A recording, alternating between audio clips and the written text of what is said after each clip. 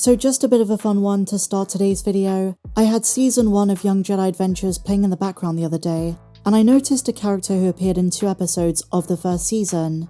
A certain Asajj Callisto, a human master thief who lived during the High Republic, so 200 years before the Skywalker Saga and the Bad Batch, and everything we know in the scope of episodes 1 to 9. She was once the rival of Jedi Master Zia, and if you've seen the 7th episode of season 1, they soon get into an altercation causing them to crash into a cave, but the minute this character popped up on screen, my very first thought is, why is Omega in the High Republic? I know they're 200 years apart in the timeline, but Asajj Callisto looks like Lucasfilm just recycled Omega's character design and gave her a different name. I was laughing for like 20 minutes straight. The hair is very similar to Omega's season 2 and 3 look, not to mention the outfit does have some derivative similarities. They don't have anything else in common though, and they're nothing alike. But just imagine a sassy, smuggler version of Omega. I just thought this was a hilarious coincidence in the sphere of Star Wars animation. Did they think we wouldn't notice? Or is it just a pure accident of design? Either way, this gave me such a good laugh. Now my dear friends, we are going to return to the Bad Batch at the end of this video, but first, time for an interesting development on the 25th anniversary of the Phantom Menace. Star Wars have just completely changed how we see Anakin. In particular, Anakin between the events of the Phantom Menace when he's taken by Qui-Gon Jinn, and Episode 2 Attack of the Clones. This story also has a bit of a comedic twist. Marvel have a new comic run to commemorate the 25th anniversary of Episode 1. It's the anniversary special coming on May 1st, with some brand new stories about Shmi, Anakin, Jar Jar Binks, and a few other fan favourites from George Lucas's first installment of the prequel trilogy back in 1999. But Marvel are changing things, and they're giving a new look to Anakin. Do you guys remember the other day when I was covering the Acolyte trailer and I said how Disney Star Wars loves yellow lightsabers? Well, guess who just got one? Anakin. So written by Greg Pak, featuring art by Will Sliney and a cover by Phil Noto, the comic is going to retell the story of the Phantom Menace, but from Anakin's perspective.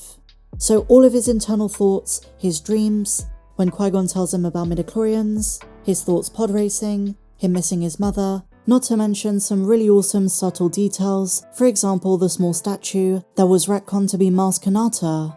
We also have a very interesting interaction. Obi-Wan, after slicing Maul in half, informs Anakin about the untimely death of Qui-Gon. So how does the yellow lightsaber come into it? Well, according to the creators of the comic, it's just in Anakin's dream, so it's not of too much consequence, but the choice, the creative decision to give him a yellow lightsaber is certainly eyebrow-raising. But it's one that has implications that might not sit well with many Star Wars fans, especially those who don't want Lucasfilm tying the Phantom Menace into the sequel trilogy decades down the line.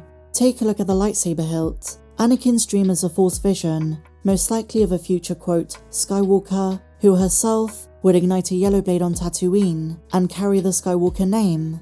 But this is mere speculation, this is not definitive. They could have other reasons for it, ones they want fans to wait till May the 1st to learn more about. I'm curious to see what they do with this issue, and there is now a synopsis. Anakin says, I had a dream I was a Jedi, and he dreams he comes back to Tatooine, rescues his mum, and his friends. Anakin's aspirations were first spoken over a meal with new friends in the Phantom Menace. But now inside the pages of Marvel's Phantom Menace Anniversary Special, the dream comes to life, and we're gonna get a visualization of how Anakin felt, even up until the point he meets the Jedi Council for the first time, his test. When Anakin expresses to Padme he feels cold, we're gonna get a look inside his mind, and for those who like the Darth Jar Jar theories, there's an interesting one-on-one conversation between the Gungan and the soon-to-be Darth Vader, young boy from Tatooine. They say we also get a closer look at Anakin's relationship to his mother Shmi, his departure with Qui-Gon Jinn, and his new friend Jar Jar Binks, filling in the gaps that Episode 1 didn't show us. And as part of the Episode 1 25th celebration, I will be covering any reveal from this comic. And so finally, my dear friends, as promised, some more Bad Batch. The show carries such weight to it. For an animated show, this can be very impressive at times, especially when subtleties and lines of dialogue can give away so much about a character's experience and their motives. And in the most recent episode, Episode 9 The Harbinger, there is something which I think a lot of fans missed. Asajj has just alluded to her knowing one of Palpatine's darkest secrets, something the fandom's been asking about since the days of the Clone Wars, and something which is mentioned in the novel Dark Disciple, which is finally addressed, and finally, might be answered. You know, we've been talking a lot about the Dark Disciple novel, and whether the Bad Batch retcons Asajj's death. I've explained why I don't think this is entirely the case. That being said, today we're going to be discussing something else the book addresses. One of the major plot points is Quinlan Vos trying to determine Darth Sidious's true identity, despite having seen him in hologram form. Christy Golden notes, Asajj had no idea who he truly was, his true identity, something both she and her lover Quinlan wanted to find out desperately. The novel mentions, as the former assassin and apprentice to Count Dooku, he ensured his apprentice had limited knowledge, and so Ventress never found out that Palpatine and Darth Sidious were the same person. But the most recent episode of The Bad Batch kind of implies she's worked it out. On 2 occasions, when she's talking to Omega, and Omega is begging to find out if she is a Force sensitive, Asajj notes, the truth is rarely comforting. And then later when she's fighting the Batch, she says that she is not their enemy. She alludes to both sides of the war being puppeted. And then she says, the Empire is more dangerous than they can fathom. And given she is on a new but secretive mission to save Force sensitives, and really wants to protect those with a high M count, I think the creatives are trying to tell us in this episode she's worked out that Sidious was formerly Chancellor Palpatine and is the Emperor. In other words, the Sith are ruling the galaxy, which is something not known to most citizens, let alone the Bad Batch. Her warning is dire, but you can understand why she doesn't go into detail about it. When Crosshair says he can't work out which side she's on, that's because she's on her own side, and this to me confirms that she's part of helping young Force sensitives and part of the Jedi path. The fact she has this knowledge makes her troublesome if Palpatine finds out she's still alive, and while Omega has a target on her back, if the Empire ever found out Asajj was alive, she would too. And you've got to figure during this period of time, Asajj is one of the few in the know, and not just this, she may have worked out a few other things too.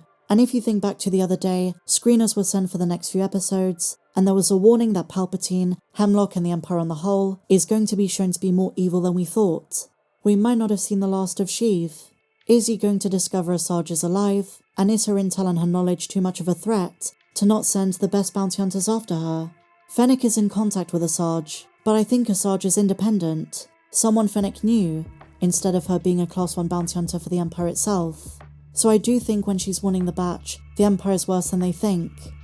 Something which Asajj doesn't know yet and not even Omega knows, is Omega's purpose for Palpatine's Project Necromancer, cloning himself and using Omega's DNA as a vessel, the perfect clone template.